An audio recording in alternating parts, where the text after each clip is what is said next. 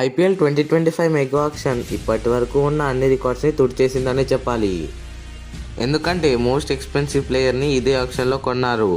అయితే ఈ వీడియోలో మనం ఐపీఎల్ 2025 ఆక్షన్లో 10 మోస్ట్ ఎక్స్పెన్సివ్ ప్లేయర్స్ ఎవరో చూద్దాం. ఆస్ట్రేలియన్ పేస్ బౌలర్ అయిన జాస్ హేజల్వుడ్ని ఆర్సీబీ 12.5 crores కొనుక్కుంది. అయితే ఆర్సీబీ నుంచి ఇది ఒక బెస్ట్ బై అనే చెప్పాలి.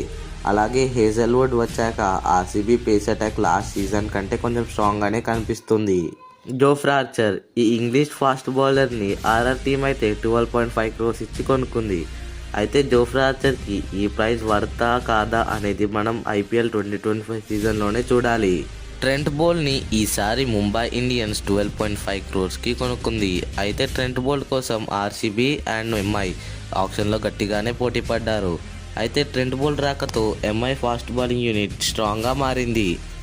సర్ప్రైజింగ్లీ కేఎల్ రాహుల్ని కేవలం 14 crores ఢిల్లీ క్యాపిటల్స్ కొనుక్కుంది. అయితే ఇది మాత్రం ఢిల్లీ నుంచి ఒక స్టీల్ అనే చెప్పాలి. అయితే ఆర్సీబీ రాహుల్ని కొనుక్కుంటుందనుకుంటే ఆర్సీబీ మాత్రం 10 crores పైకి బిడ్ వెళ్ళగానే బిడ్డింగ్ని ఆపేసింది. అలాగే ఆక్షన్కి ముందు అందరూ రాహుల్ ఒక ఎక్స్పెన్సివ్ ప్లేయర్ అవుతాడనుకున్నారు. జాష్ బట్లర్ ఈ ఇంగ్లీష్ వికెట్ కీపింగ్ బ్యాట్స్మెన్ని గుజరాత్ టైటన్స్ 15.75 crores కొనుక్కుంది. ఇది జీటీ నుంచి ఒక బెస్ట్ మూవ్ అనే చెప్పాలి. శుభ్మన్ గిల్ అలాగే బట్లర్ ఈసారి ఓపెన్ చేయొచ్చు. బట్లర్ని కొనడం వల్ల జీటీ టాప్ ఆర్డర్ చాలా స్ట్రాంగ్గా ఉంది. ఐపీఎల్ హిస్టరీలోనే ఎక్కువ వికెట్స్ తీసిన యుజ్వేంద్ర చహల్ని ఈసారి పంజాబ్ కింగ్స్ 18 crores ఇచ్చి కొనుక్కుంది. అయితే ఫైనల్లీ చహల్కి ఇదొక డిజర్వింగ్ ప్రైజ్ అనే చెప్పాలి. అండ్ పీబీకేఎస్ ఒక బ్రిలియంట్ బయే చేసింది.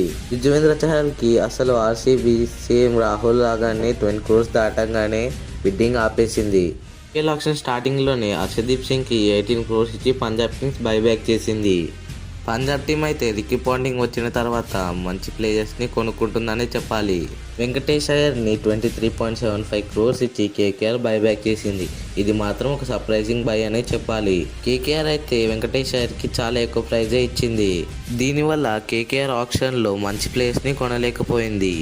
Last season title winning captain అయిన శ్రేయస్ అయ్యర్ని కూడా పంజాబ్ కింగ్స్ 26.75 crores ఇచ్చి కొనుక్కుంది.